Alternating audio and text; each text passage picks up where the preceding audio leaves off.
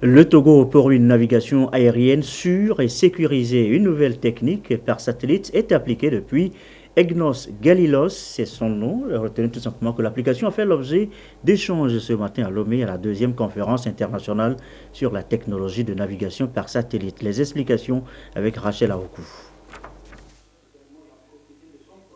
Un ciel sûr et sécurisé, c'est bien possible avec la technologie de navigation par satellite. Un dispositif qui permet de détecter et de localiser en temps réel tout événement dans l'espace aérien.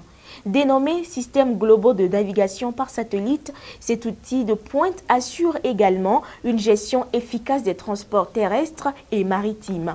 Si vous avez une descente brusque parce que vous avez une incursion de personnes à l'intérieur qui vous oblige à faire une action et que le pilote automatique débranché, vous descendez, ce n'est pas l'homme qui va aller afficher 77 XY pour alerter, mais les satellites vous prennent immédiatement et ils montrent que l'avion qui est en train de voler dans telle position a des problèmes. Vous êtes localisé. Et immédiatement, les satellites vous prennent en surveillance jusqu'à ce que nous le souhaitons, nous ne voulons pas dire jusqu'au crash, mais jusqu'à ce qu'on puisse récupérer cet avion. Le système EGNOS Galileo, c'est un système le plus parfait possible en matière d'aviation.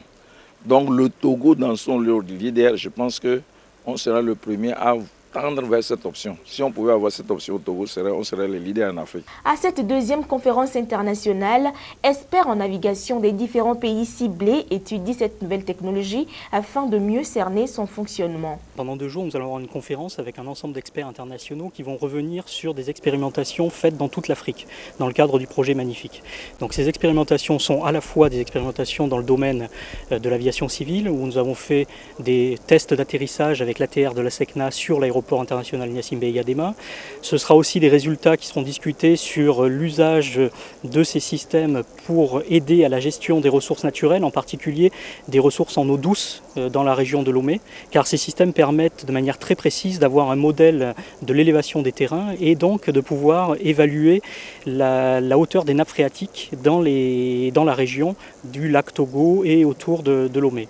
Le projet a été lancé en 2016 et est en phase expérimentale. Le Togo est retenu comme pays pilote devant assurer la mise en œuvre du programme en Afrique. Ce choix se justifie par la bonne image que présente le Togo en matière de sûreté et de sécurité aérienne, maritime et terrestre. Un secteur inscrit en priorité dans l'action gouvernementale afin de faire du Togo un hub dans la sous-région.